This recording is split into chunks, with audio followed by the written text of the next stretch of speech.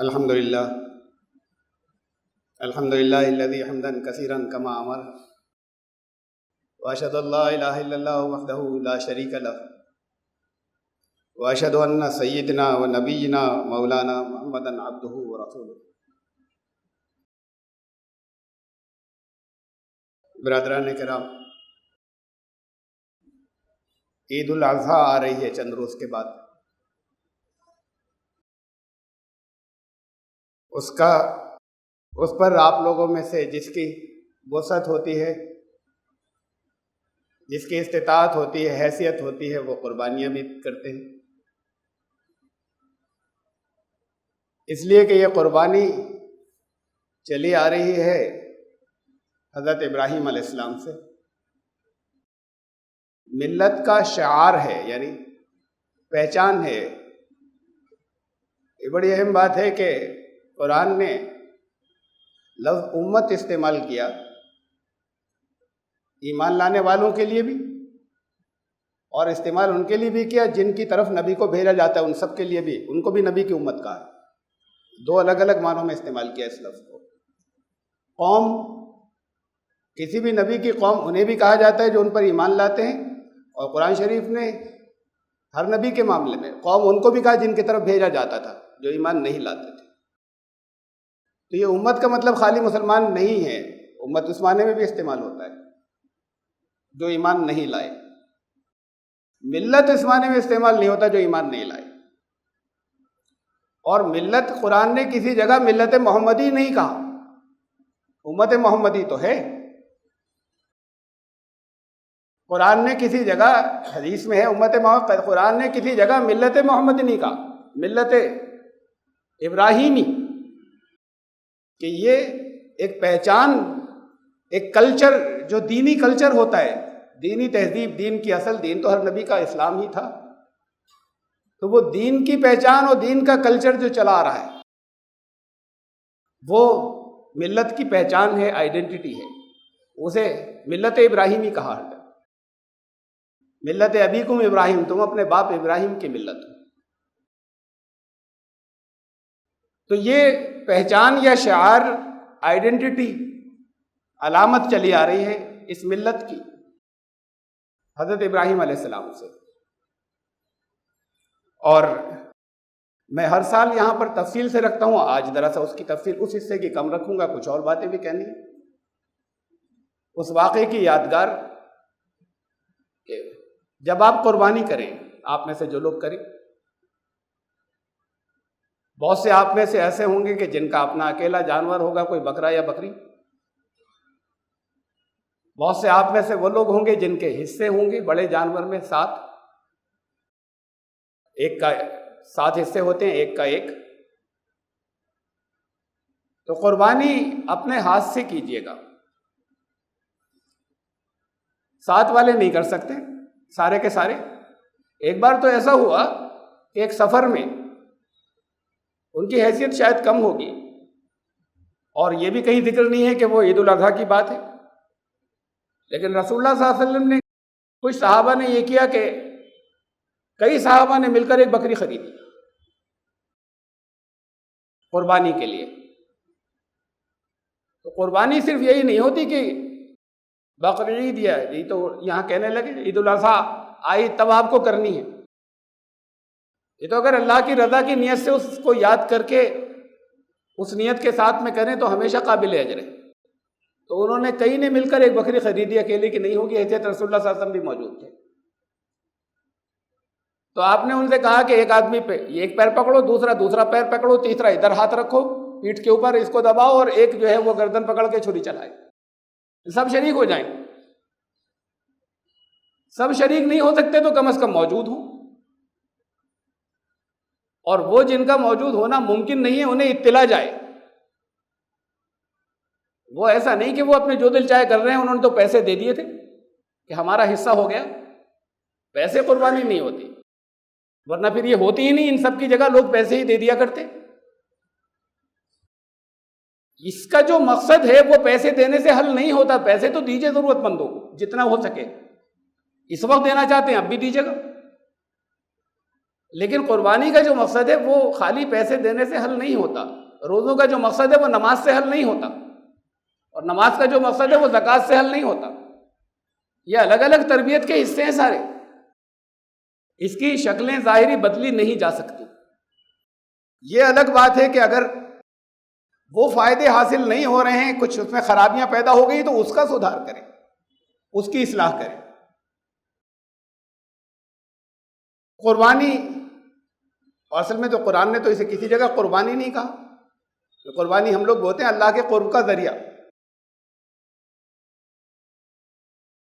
یہ ہے کیا؟ وہ جو حضرت ابراہیم علیہ السلام نے خواب دیکھا کہ اپنے صاحبزادے کو ذبح کر رہے ہیں۔ حضرت ابراہیم علیہ السلام کی زندگی میں بہت امتحان آئے، بہت سخت، ایک سے ایک بڑھ کر سخت۔ وہ بھی بڑا سخت امتحان تھا جب اپنی اہلیہ کو اور اپنے اکلوتے پیدا ہوئے بچے کو، اس وقت اکلوتے تھے اس وقت تک، اور 80 سال سے زیادہ کی عمر میں دعاؤں کے نتیجے میں پیدا ہوئے تھے، اللہ سے دعا کرتے رہے ہوں گے، اور اللہ کا حکم ہوا کہ انہیں جا کر وہاں چھوڑائیں جہاں اس وقت بیت اللہ ہے۔ اس وقت وہ خالی صحرا تھا، اور دور دور تک نہ کھانے کو کچھ تھا، اور نہ پانی، اور نہ کوئی بستی تھی، نہ کوئی انسان تھا۔ حکم ہوا کہ وہاں چھوڑائیں جا کر، وہاں چھوڑ دیا، پلٹ کر نہیں دیکھا چلتے وقت۔ بہت بڑی قربانی تھی، قربانی صرف جانور کو ذبح کرنے کو تھوڑی کہتے ہیں، بہت بڑی قربانی تھی، بے پناہ بڑی، بہت بڑا امتحان تھا۔ اللہ نے حکم دیا، اور پھر اس کے بعد انہوں نے پلٹ کر نہیں دیکھا واپس، جب ان کو بٹھا کر چلے۔ لیکن وہ سارے امتحان جو اتنے سخت امتحان تھے کہ انسان کا وجود ہل جائے، ان سب کو انہوں نے ٹاپ گریڈ اور ایکسلنٹ گریڈ سے پاس کیا۔ لیکن یہ سب سے سخت امتحان تھا اب جو آیا تھا۔ اس وقت تو اللہ کا حکم تھا، کر دیا۔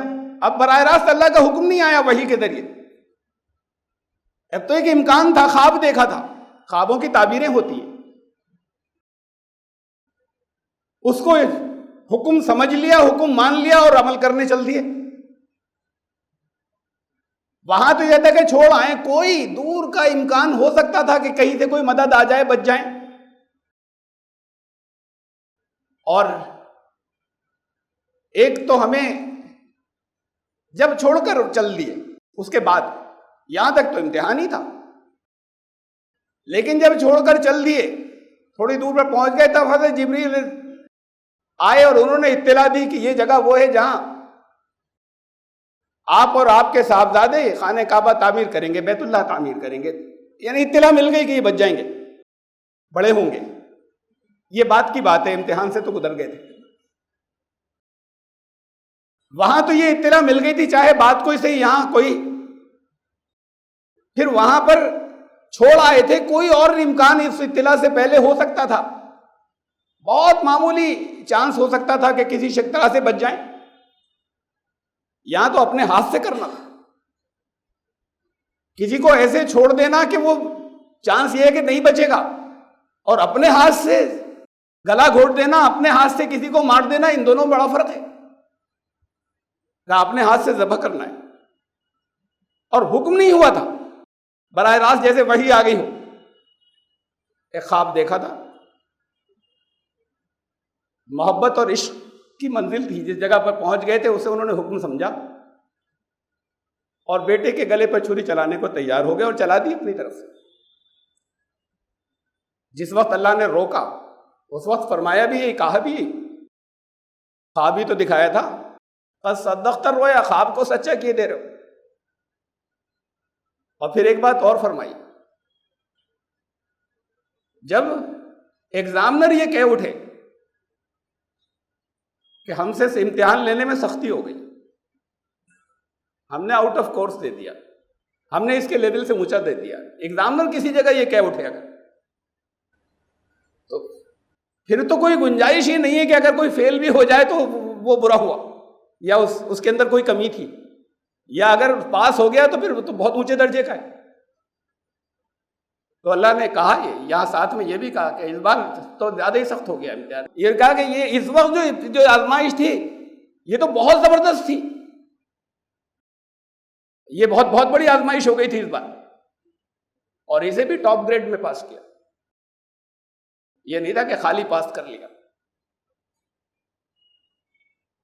وہاں ایک طرف سے یہ تھا کہ انہوں نے بیٹے کی محبت کی کوئی پرواہ نہیں کی، اس کے مقابلے میں کہ ان کو یہ احساس ہوا کہ یہ اللہ کا حکم ہے. اب بیٹا نظر نہیں آ رہا انہیں، اور ادھر بیٹا بھی وہی تھا کہ جو اطلاع دینے سے پہلے جس کی خوب سمجھ میں آ گیا تھا کہ یہ اللہ کا حکم ہو گیا ہوگا، نبی ہیں ورنہ ایسا نہیں کرتا کوئی، اور یہ جا رہے ہیں قربان کرنے. یہ بات چیت درمیان میں نہیں ہوئی تھی، راستے میں جو شیطانی حملے ہوئے تھے اور اس کے جو ان کے ذہن میں جواب چلے تھے، اس سے آخر تک جاتے پہنچتے ان پر خوب واضح ہو گیا تھا کہ یہ قربان کرنے جا رہے ہیں اور ہوگا یہ اللہ کا حکم ورنہ نہیں کرتے. اور انہوں نے خود اپنے آپ کو جواب دے لیا تھا، شیطان کو دھتکار دیا تھا کہ جب اللہ کا حکم ہے تو مجھے تو ہو جانا چاہیے خوشی خوشی. قرآن شریف میں بھی شہادت ہے کہ وہاں پہنچ کر انہوں نے اطلاع دی تو یہ تو پہلے ہی سے تیار تھے، انہوں نے کہا کریے نا جلدی.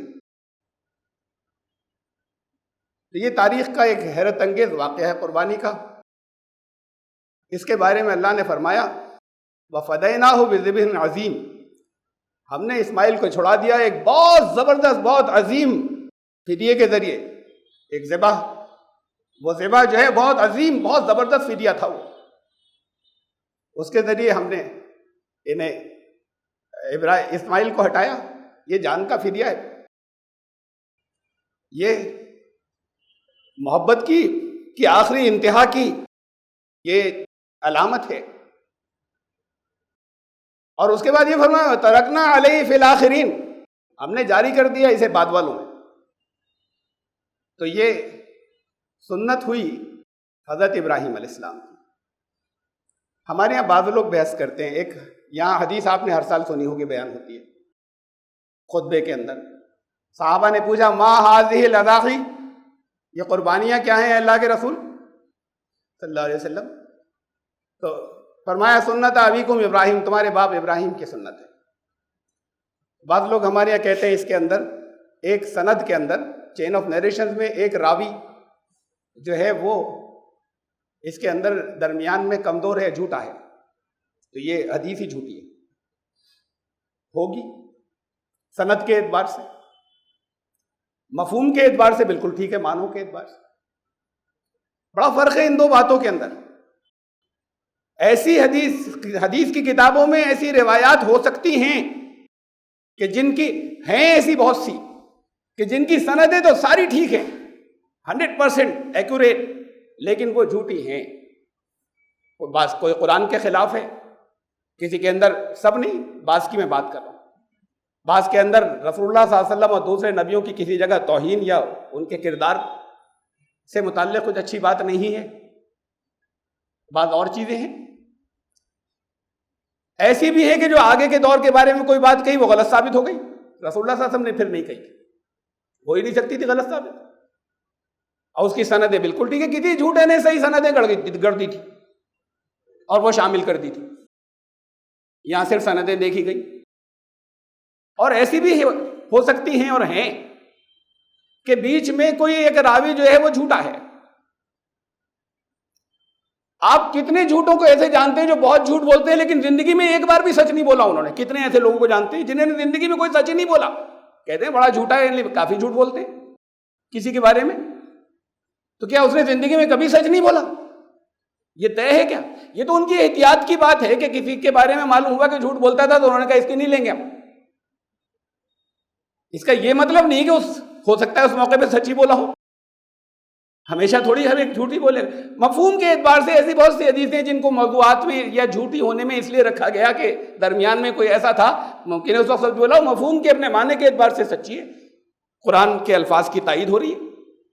کیا اتنی تو بات ہے کہ یہ قربانی کیا ہے، الفاظ کیا ہیں اس کے، یہ حضرت ابراہیم کی سنت ہے تو ہے نا. وہ ان لفظوں میں ایسے ہو سکتا ہے نہیں پہنچی ہو، تھوڑا سا الفاظ مختلف ہو، یا یہ ہو سکتا ہے کہ اس نے سچ بولا اس وقت جس کے بارے میں تحقیق ہوئی کہ میں جھوٹ بھی بولتا تھا. تو اس لیے تو جو چیز ایسے ثابت ہو جاتی ہے کہ وہ واقعات سے ثابت ہو جائے، قرآن سے ثابت ہو جائے، تو ہم اسے سچ کہتے ہیں. یہ میں نے یہ جو بات شروع کی میں رکھوں گا آگے کہ کیوں رکھی میں نے. بہرحال پہلے تو میں قربانی کے بارے میں اتنی بات کہہ دوں کہ آپ کو اپنے ہاتھ سے کرنی ہے. پھر اس وقت یہ خالی خون بہانا نہیں ہے، یہ خون اللہ کو نہیں پہنچتا. قرآن نے کہا کہ لن ینال اللہ لحومها ولا دماؤها ولکن ینالہ التقوی منکم. تمہاری کیفیات پہنچتی ہیں اللہ کو، یہ خون و گوشت نہیں پہنچتا. خون یہاں بہہ جاتا ہے، گوشت تم کھا لیتے ہو. یہ تو تمہاری کس جذبے کے ساتھ میں کیا تھا. کوئی جذبہ ہوتا ہے اس وقت یا خالی پیسے دے دیے؟ کتنے کا جانور خریدا، اور زیادہ سے زیادہ یہ کہ کھڑے بھی ہیں وہاں پر تو کوئی دل میں کچھ کیفیات جذبہ ہوتا ہے نہیں ہوتا ہے؟ اگر نہیں ہوتا تو کوئی قربانی نہیں. پھر وہ خون بہانا اور گوشت ہی. اس وقت یہ نیت ہو کہ جس واقعے کی اسی لیے تو رکھا گیا، یہ یادگاریں کیوں چھوڑی جاتی ہیں کہ اس کو ہر سال یاد کرنا اس بات کو. اس وقت آپ کی قربانی دیتے وقت یہ نیت ہو کہ میرے جان و مال سب اللہ کے، مجھ سے جان مانگی جائے گی دے دوں گا، اور اللہ آپ کا شکریہ کہ اس وقت آپ نے جان کے بدلے یہ فدیہ جو ہے یہ قبول کر لیا ہے، جب ضرورت ہوگی جان بھی دوں گا. اگر یہ اس واقعے کو یاد کر کے یہ جذبہ نہیں پیدا ہوا، اسے تھوڑی دیر روکیے. قضائی جلدی کر رہا ہوگا، اسے کہیے رکو. تو جلدی ہوتی ہے اپنے اور بہت سے جانوروں میں جانا ہوتا ہے کہ ذرا سا رک جاؤ، تھوڑا سا کیفیات اس واقعے کو یاد کیجئے کہ اپنے بیٹے کے گلے پہ چھری چلانا کتنی بڑی بات ہے، کتنے دل کی بات ہے، اور کتنے، اور وہ دل کی ان کے لیے تو کچھ بھی نہیں تھا، وہ اس لیے کہ اس سے بڑی محبت تھی دل میں. اسے یاد کریں اور یہ طے کریں کہ ہم اپنی جان بھی، اپنی تمام عزیز ترین چیزیں قربان کرنے کو، آپ کا بیٹا ہوگا تو اسے بھی، اور جو سب سے زیادہ عزیز ہوں انہیں قربان کرنے کے لیے ہمیشہ تیار جب ضرورت ہوگی. اس وقت اللہ نے فدیہ قبول کر لیا. یہ وہ فدیہ ہے اس وقت، اور یہ اس جان کا صدقہ ہے، اس جان کا فدیہ ہے، آپ کی جان کا. تو اس کی بہت اہمیت ہے. رسول اللہ صلی اللہ علیہ وسلم نے حضرت فاطمہ سے کہا قومی یا فاطمہ تو الی اضحیہ فاشہدیہا. فاطمہ آ کے اپنی جو ذبح ہونے والے جانور کے پاس کھڑی ہو اور مشاہدہ کرو اس کا، اسے دیکھو اس وقت یہیں پہ رہ کر. آپ کی لیڈیز تو، ہماری تو سب گھروں میں ہوتی ہیں، شاید یہاں کے ماحول میں ممکن بھی نہیں کہ ہم وہاں بلا لیں. حضرت ابو موسیٰ اشعری رضی اللہ تعالیٰ عنہ نے حدیث میں ہے کہ انہوں نے اپنی صاحبزادیوں سے کہا اپنے ہاتھ سے ذبح کرو. تو اپنی صاحبزادیوں سے، ان کے، اس سے آپ کو معلوم ہو جائے گا کہ عورتیں اپنے ہاتھ سے کر سکتی ہیں. تو انہوں نے ان سے کہا کہ اپنے ہاتھ سے ذبح کرو. اب آپ کے گھر کے، ہمارے گھر کی عورتیں نہیں کر سکتی، وہ تو بچپن سے چیخ مار جائیں گے، قریب جائیں گے. وہ صحابیات ہوا کرتی تھی کہ جو جہاں پر وہ اللہ کے راستے میں خون کو، اگر ان کو معلوم ہے کہ اللہ کے راستے میں، تو پھر اس سے ڈر بچپن سے نکل گیا ہوتا تھا ان کا. تو پھر وہ تلوار لے کر ان کے بھی گردن اڑا دیا کرتی تھی، ان کی گردنیں اڑا دیا کرتی تھی جہاں میدان جنگ کے اندر دشمنوں کی، مردوں کی. یہ تو اگر کسی کی آواز سن لیں، آہٹ سن لیں ہمارے یہاں، تو چیخیں مار کر بھاگیں گے. تو یہ تو بچپن سے تربیت دینے کی بات تھی. بہرحال نہیں کر سکتے، ہماری لیڈیز نہیں کر سکتی.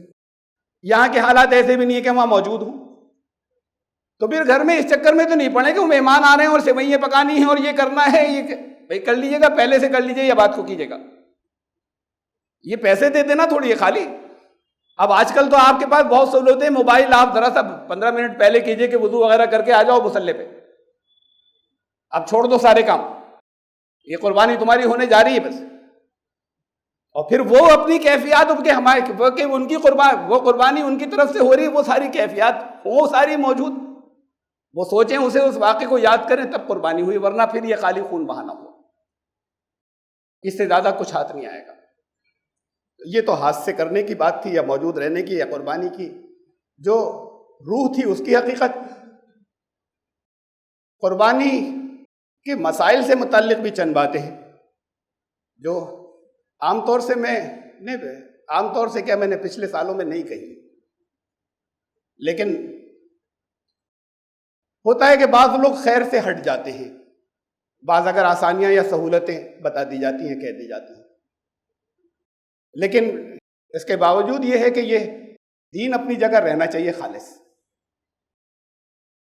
یہ تو عمل کرنے والوں کی بات ہے کہ وہ کیا کریں، دین میں تبدیلی نہیں ہونی چاہیے. یہ بحث ہمارے یہاں فقہ میں چلی کہ واجب ہے یا سنت ہے، بعض نے اسے واجب مانا، بعض نے اسے سنت مانا. اہم بات ہے یہ. واجب کا مطلب کرنا ہی ہے ہر ایک کو، سنت ہے کبھی کبھی چھوڑ بھی سکتے ہیں. یہ بحث چلی. تو اب اس میں ہمیں انہوں نے جنہوں نے واجب کہا وہ ایک حدیث کی بنیاد پر کہا، ایک روایت کی بنیاد پر، وہ بھی آپ ہر سال سنتے ہیں وہاں عیدگاہ میں خطبے میں آتی ہے کہ جس کے پاس استطاعت ہو، وسعت ہو، وہ قربانی نہ کرے تو ہماری عیدگاہ میں نہ آئے. یہ سنتے ہوں گے ہر سال آپ، یہ وہاں پر خطبے میں قاضی صاحب اس کو اکثر بیان کرتے ہیں. محققین نے اس حدیث کے بھی ایک راوی کو مجہول کہا ہے کہ یہ حدیث ضعیف ہے اور اس کا ایک راوی غلط ہے درمیان میں. اب یہ ایسی بات نہیں ہے کہ اس پہ ہم یہ کہہ دیں کہ ہوگا غلط اپنے معنی کے اعتبار سے، تو ہمیں معلوم ہے کہ صحیح ہے، تو ہمیں نہیں معلوم. دوسری اور بعض حدیثیں اور بعض اور دوسرے اہل علم کے واقعات وہ اس کے خلاف ہیں. مثلاً روایت یا حدیث تو مسند عبد الرزاق کی ہے، لیکن اس کی علماء نے محققین نے تصحیح کی ہے، یعنی سندیں خوب چیک کی ہیں، انہوں نے کہا بالکل ٹھیک ہے ساری سندیں اس کی، کہ اس میں انہوں نے کہا کہ یہ قربانی کبھی حضرت ابو مسعود انصاری رضی اللہ تعالیٰ عنہ نے کہا، ان سے روایت ہے کہ میں کبھی کبھی قربانی چھوڑتا تھا جان بوجھ کر.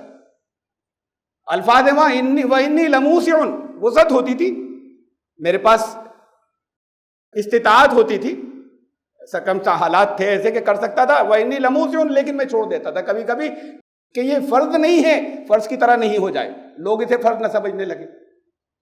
یہ تو ایک حدیث ہے. اور ایک حافظ ابن حجر بہت بڑے اسکالر تھے، بہت بڑے محقق، انہوں نے لکھا ہے کہ حضرت ابوبکر اور حضرت عمر کبھی کبھی چھوڑتے تھے، جان بوجھ کر چھوڑتے تھے، کبھی کبھی اس لیے چھوڑتے تھے کہ لوگ اسے فرض نہ سمجھنے لگ جائیں.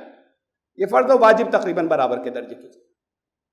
تو پھر بات یہ آئی کہ واجب نہیں ہے یا سنت ہے، اور کبھی کبھی چھوڑی جا سکتی ہے وسعت ہونے کے باوجود، اس لیے پیسے بچانے کے لیے نہیں.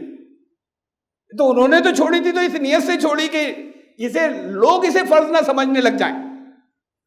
تو اس سے دلیل پکڑ کے ایسا نہیں ہو کہ اچھا ٹھیک ہے اس سال پیسے بچے، کبھی کبھی وہ کرتے نا، اس سال میں نہیں کرتا. پھر اس میں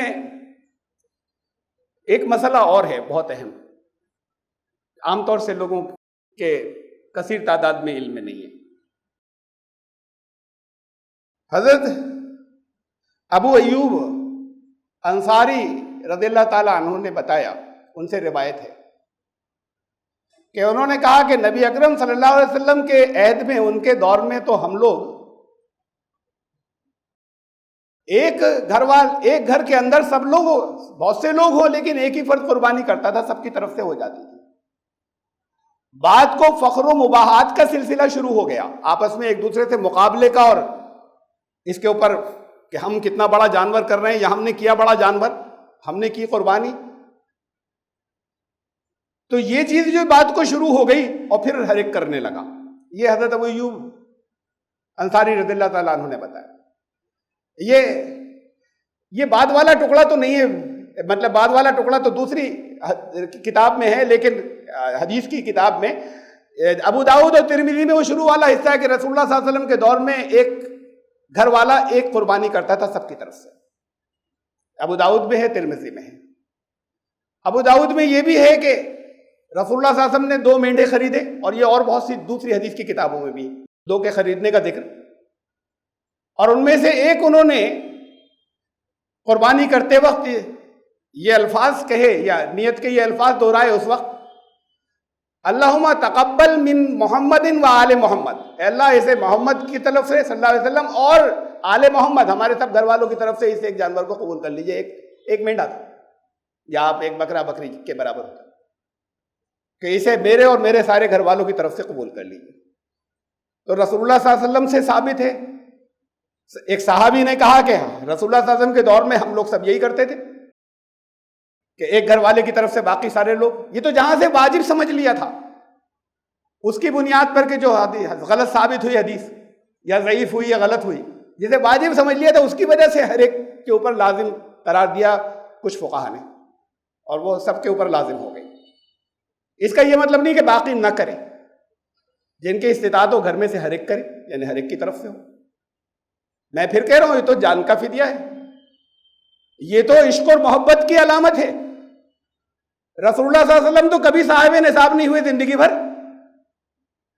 زندگی بھر اتنا کبھی مال نہیں تھا کہ ان کے اوپر قربانی واجب ہو جاتی، فرض ہو جاتی۔ یہی تو اس کے لیے مسئلہ ہے نا کہ آپ کے پاس آپ کی اتنی حیثیت ہو، صاحب نصاب ہو، زکوٰۃ ادا کر سکنے کے قابل ہو، تب قربانی واجب ہوگی، جب واجب مانی جاتی ہے تو رسول اللہ صلی اللہ علیہ وسلم نے ہر سال دی قربانی، صاحب نصاب زندگی بھر نہیں ہوئے۔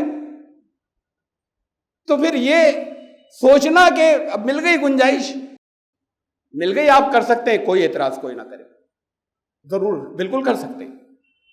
مسئلے کو سمجھ لیں کہ کریں، یہ نہیں سمجھیں کہ ہر ایک کے اوپر ضروری تھی، لیکن جتنے کر سکتے ہیں کریں۔ جس سے محبت کرتے ہیں کسی سے دنیا کے اندر، جن سے محبت کرتے ہیں اس کے لیے اپنے آپ کو ٹائٹ کرنے کے بعد بھی تحفے بھی لاتے ہیں، اس کی خواہشات کو پورا کرتے نہیں کرتے، یہ محبت کی علامت ہے۔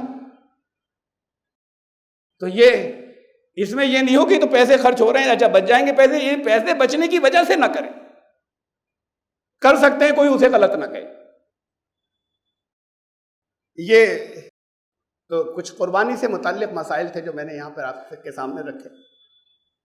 قربانی سے پہلے پھر عید کی نماز ہے، قربانی بات کو ہے، کہا رسول اللہ صلی اللہ علیہ وسلم نے فرمایا کہ ہم آج کے دن پہلے نماز کو جائیں گے، نماز کو نکلیں گے اور پھر قربانی کریں گے، اور جس کسی نے ایسا کیا فقد اصاب سنتنا، اس نے ہماری سنت پالی۔ یہ سنت نا سے بھی نکالتے ہیں، ہماری سنت کا مطلب حضرت ابراہیم کی نہیں تھی، بعض لوگ اس میں یہ دلیل لاتے ہیں، محمل باتیں ہیں، حضرت ابراہیم کی نہیں تھی، یہ تو حضور صلی اللہ علیہ وسلم اور ان کے اصحاب کو کہا سنت نا، نہیں، اپنے اصحاب کو نہیں کہا، ان کو تو صحابہ کو تو بتا رہے ہیں، یہ کہا کہ میری اور نبیوں کی سنت ہے، سنت نا ہماری سنت وہاں سے چلی آ رہی اور وہاں سے چلی آ رہی ہے، اور شعار ہے، اس سے کوئی چیز واجب نہیں ہو جاتی۔ ختنہ کے بارے میں مالکی، حنفی اور حنبلی یہ تینوں کہتے ہیں کہ سنت ہے، واجب نہیں ہے، اور یہ بھی ابراہیمی شعار ہے، یہ بھی وہیں سے چلا رہا ہے۔ تو شعار یا پہچان یا آئیڈینٹی سے بھاگے نہیں، زیادہ سے زیادہ کوشش کریں کہ کرنا ہے۔ یہ الگ بات ہے کہ وہ اس کو فقہ میں اس درجے پہ رکھا ہے کہ کوئی اگر نہ کرے تو کوئی بات نہیں، ایسا نہیں ہو کہ اکثر کی چھوٹ جائے تو پھر وہ شعار یا علامت یا آئیڈینٹی ختم ہو گئی، پہچان ملت کی، یہ نہ ہو، کسی کی چھوٹتی ہے کبھی تو کوئی حرج نہیں۔ تو رسول اللہ صلی اللہ علیہ وسلم نے فرمایا کہ آج ہم پہلے عید کی پہلے ہم نماز پڑھنے جائیں گے، پھر قربانی کریں گے، اور یہ ہماری سنت اس نے پالی جس نے ایسا کیا، یعنی پہلے مت کرنا قربانی تو نماز کے بعد ہے۔ نماز کو نکلیں گے، پھر آپ جو قربانی کرنے والے اور جو نہیں بھی کریں گے وہ بھی نماز کو جائیں گے۔ تو رسول اللہ صلی اللہ علیہ وسلم جب عید کے دن نماز مسجد نبوی میں نہیں پڑھاتے تھے، ارے بیت اللہ کے بعد، کعبے کے بعد سب سے مقدس مسجد کون سی ہے؟ سب سے زیادہ برکت والی مسجد نبوی جو مدینے میں ہے، وہاں نہیں پڑھاتے تھے نماز۔ جیسے ہم لوگ یہاں پڑھتے ہیں ایسے ہو سکتی تھی نا کہ لوگ گلیوں کے اندر بھر گئے، دور تک صفیں چلی گئی، دور تک گھروں کے بیچ کی گلیوں میں سے ہوتی ہوئی، سب کو لے کر باہر نکلتے تھے، بس وہاں جگہ مقرر کر لی تھی کہ یہاں پڑھیں گے، جیسے ہم عیدگاہ کہتے ہیں، کہ نکل کر باہر جاتے تھے سب لوگوں کو لے کر۔ تو پھر جب سنت کی بات کر رہے ہیں، جب سال میں ایک ہی مرتبہ ہوتا ہے تو اس کو کیوں چھوڑ دیا کہ ہر مسجد کے اندر ہو رہی ہے؟ میں یہ نہیں کہہ رہا کہ نہیں ہوگی، لیکن رسول اللہ صلی اللہ علیہ وسلم نہیں کرتے تھے ایسا۔ زیادہ سے زیادہ یہ ہو کہ اب شہر بڑے ہو گئے، کچھ لوگوں کی ایسی مجبوری ہوگی کسی وجہ سے نہیں پہنچ سکے، ایسی بھی ہوگی کہ وہاں دور تک پیدل چلنا پڑ جاتا ہے، بعض لوگ نہیں کر سکتے ایسا، تو شہر کی 2 مسجدوں میں ذرا فاصلے پہ دور دور اور ہو جاتی کہ بھئی یہ یہاں پڑھ لیں گے۔ وہاں بھی لوگ آسانی کی وجہ سے نہیں، جو مجبور ہو وہ پڑھنے کسی وجہ سے رہ گئی، یا وہ اتنی طاقت استعداد نہیں کہ اتنا لمبا چلنا پڑے گا، اس لیے تو شہر کے 2 بڑی مسجدوں میں اور ہو جاتی۔ ہر مسجد کے اندر چھوٹی سے چھوٹی عید کی نماز چل رہی ہے، تو رسول اللہ صلی اللہ علیہ وسلم کی سنت کے تو خلاف ہے۔ بہرحال ایک بات تو یہ، آپ لوگ بھی جو اپنے کسی چھوٹے چھوٹے سے عذر کی وجہ سے ادھر ادھر نماز پڑھ لیتے ہیں، میں یہ نہیں کہہ رہا نماز نہیں ہوگی، لیکن رسول اللہ صلی اللہ علیہ وسلم کی سنت کے خلاف ہو، آپ نبی اکرم صلی اللہ علیہ وسلم کی پسند کے خلاف ہو۔ اور ایک دوسری بات، حضرت ام عطیہ فرماتی ہیں کہ نبی اکرم صلی اللہ علیہ وسلم نے ہم ساری عورتوں سے کہا کہ چلو عیدگاہ، حکم دیا وہاں پہ، ہم سب کو حکم دیا کہ عید کے نماز کے لیے، عید کی نماز کے لیے نکلو ساتھ میں ہمارے۔ اس میں انہوں نے کہا ہم کنواریاں بھی تھیں اور حائضہ بھی تھی، وہ بھی جو پیریڈ سے تھی، ان کو بھی حکم دیا کہ سب چلو۔ ہاں وہ جو پاک نہیں تھی وہ پیچھے بیٹھتی تھی سب کے اور دعا میں شریک ہوتی تھی، دعا میں وہ شریک ہو جایا کرتی تھی، جاتی تھی، وہ بھی جاتی تھی، رسول اللہ صلی اللہ علیہ وسلم نے حکم دیا اس لیے جاتی تھی۔ ہمارے یہاں تو عام دنوں کے اندر، عام روزانہ کی نمازوں کے اندر منع ہو گیا عورتوں کو مسجد کے اندر آنا، اور زبان سے کوئی منع نہ کرے، انہوں نے سیکشن، ان کی گنجائش ہی ختم کر دی، کیسے آ جائیں، تو نہیں آ سکتی، کوئی جگہ ہوتی تو بات الگ تھی ان کے الگ۔ یہ بھی حدیث ہے نبی اکرم صلی اللہ علیہ وسلم کی، یہ تو ہے کہ ان کی نماز ان کے گھر میں افضل ہے، یہ لکھ دیا جائے مسجدوں میں، جو عورتیں مسجدوں میں آتی ہیں ان کے لیے لکھ دیا جائے، جمعے کی بات نہیں ہو رہی، عیدین کی بات نہیں ہو رہی، وہاں تو حکم دیا تھا آنے کا اور نکلنے کا، لیکن عام نمازوں میں یہ لکھ دیا جائے اس کے بعد، لیکن ان کے لیے جگہ ہونی چاہیے۔ بازار میں گھوم رہی ہیں، کسی مجبوری سے، جاب پر نکلی ہے، کسی اور وجہ سے، نماز کا وقت ہو گیا، جا رہا ہے نکل کر، کیا کریں گی؟ نماز وقت پر چھوڑ دیں گی اپنی، یا کسی لان میں کھڑے ہو کے پڑھیں گی تو اور دنیا کے ادھر سے جاتے ہوئے گھورے گی۔ تو گھر سے نیت کر کے نہیں جائیں کہ ہم جا رہے ہیں، لیکن جہاں ضرورتیں ہوں وہاں ان کے لیے راستہ ہو کہ قریب میں یا نماز پڑھ لی، پھر چلے جائے، پھر اپنے کام کر لیا۔ تو حدیث ہے رسول اللہ صلی اللہ علیہ وسلم کی، فرمایا کہ اللہ کی بندیوں کو اللہ کے گھروں میں آنے سے مت روکنا، یہ فرمایا کہ افضل گھر میں ہے، لیکن فرمایا کہ ان کو آنے سے مت روکنا۔ اور پھر واقعہ ہے حضرت عمر رضی اللہ تعالیٰ عنہ کے دور کا، ان کی اپنی اہلیہ کا فتنے کافی بڑھ گئے تھے، رسول اللہ صلی اللہ علیہ وسلم کے دور میں منافقین تھے، اس وقت بہت بڑھ گئے تھے، ان کو پسند نہیں تھا۔ حضرت عاتکہ ان کی اہلیہ جاتی تھی، جماعت سے پڑھنے جاتی تھی، فجر میں بھی جاتی تھی، اندھیرے کے وقت میں، یہاں ہمارے یہاں کی طرح آخر وقت میں نہیں ہوتی تھی، فجر کی نماز اول وقت میں ہوتی، جب بہت اندھیرا۔ انہیں معلوم تھا کہ پسند نہیں حضرت عمر کو، یہ معلوم تھا، تو انہیں چیلنج کرتی تھی۔ حضرت عمر نے نہیں کہا، انہیں معلوم تھا، اور حضرت عمر جانتے تھے کہ ان کو سمجھ میں آ گئی ہے ان کے کہ مجھے پسند نہیں ہے، تو انہیں چیلنج کرتی تھی، کہتی تھی عمر کہہ کر منع کر دو کہ نہیں جاؤ تو میں نہیں جاؤں۔ امیر المومنین تھے، منع نہیں کر سکے کہ نہیں جاؤ، اپنی اہلیہ کو منع کر دیتے، امیر المومنین تھے، نذیر بن جائے گی کہ اور ایک دین کا مسئلہ بدل جائے گا۔ رسول اللہ صلی اللہ علیہ وسلم نے چونکہ اگر یہی ہوتا کہ خالی اتنی بات ہوتی کہ آپ نے یہ فرمایا ہوتا ہے کہ گھر میں افضل ہے، اب اس میں اجازت تو مسجد میں بھی آنے کی اسی میں ہو گئی، لیکن یہ کہا روکنا مت، تو پھر اب روکنے کا کسی کو اختیار نہیں بچا، حضرت عمر کو بھی نہیں بچا۔ تو وہ چیلنج کرتی تھی کہ عمر تم منع کر دو تو نہیں جاؤں گی، اور وہ خاموش رہتے تھے، نہیں منع کیا، جانا پسند نہیں تھا انہیں۔ پھر ایک مرتبہ انہوں نے یہ کیا کہ اندھیرے میں چھپ کر کھڑے ہو گئے ایک جگہ، وہاں سے کچھ کنکریاں ماری ان کے اوپر، جا رہی تھی نماز پڑھنے، ڈر گئی وہ کہ یہاں پر کچھ لوگ گڑبڑ ہے، فتنے والے ہیں، وہ خود ڈر گئی، ڈر کے بھاگی اور ڈر گئی، اس کے بعد سے انہوں نے جانا روک دیا۔ تو انہوں نے، ان کو پسند نہیں تھا، انہوں نے اس شکل میں روکا، منع نہیں کر سکے، اس لیے کہ رسول اللہ صلی اللہ علیہ وسلم نے کہا تھا۔ یہ عملاً منع ہو گیا ہے ہمارے یہاں، جب ان کے لیے، عورتوں کے لیے، خواتین کے لیے انتظام نہیں ہے، اس سے بہت مشکلات ہیں ان کی، اس لیے کہ پہلے خواتین باہر نہیں نکلتی تھی، آج خواتین کو باہر نکلنے کے کام ہوتے ہیں، تو ان کے لیے الگ انتظام ہو جائے ایسا کہ جس کے اندر وہ مردوں سے الگ داخل ہو سکے اور وہ سہولت ان کے لیے ہو۔ بہرحال عیدگاہ کے لیے تو کہا، حکم دیا، یہ تو عام نمازوں کی بات ہے کہ ہمارے یہاں اس میں منع ہو گیا۔ اب یہ محسوس ہوتا ہے کہ یہ کیسے ہوگا، اس میں تو بڑے فتنے ہوں گے، جب اس میں فتنہ محسوس ہوتا ہے تو اس میں بڑے فتنے ہوں گے، اس کا بھی انتظام ہو سکتا ہے اگر یہ تو، لیکن ٹاپ لیول سے ہوگا، وہاں سے ہوگا کہ جہاں جو شہر کے اندر جن کی بات سنی جاتی ہے دینی اعتبار سے، جن کے دینی مسائل کے معاملے میں بڑا مانا جاتا ہے، ان کی سمجھ میں آئے گی تو وہ انتظام اگر کروائیں گے تو یہ انتظام بھی ہو جائے گا کہ ان کے لیے سیکیورٹی ہو، کس جگہ ہو، اور علیحدہ جگہ ہو اور جا سکیں۔ لیکن کہا رسول اللہ صلی اللہ علیہ وسلم، انہوں نے کہا رسول اللہ صلی اللہ علیہ وسلم ہمیں حکم دیتے تھے، یہاں تک کہ ان کو بھی حکم دیتے تھے جو پاک نہیں ہوتی تھی، کہ تم بھی نکلو اور سب چلو، اور بچیاں تم بھی نکلو اور تم سب چلو. تو ہمارے یہاں سے ایک یہ حصہ ختم ہو گیا ہے. بہرحال اس کا تو تذکرہ تھا، یہ کوئی ایسا نہیں ہے کہ اگر سمجھ میں کسی کی آ جائے تو ابھی سے شروع ہو جائے گا. لیکن مسئلہ معلوم ہونا چاہیے، لوگوں کے کانوں میں ہونا چاہیے، علم میں ہونا چاہیے. ہاں یہ بات ضرور ہے کہ نماز وہاں پڑھنا شروع، اس لیے کہ اس کا مقصد جو اجتماعیت ہے وہ ختم ہو جاتی ہے جب وہاں پر نہیں ہوتی.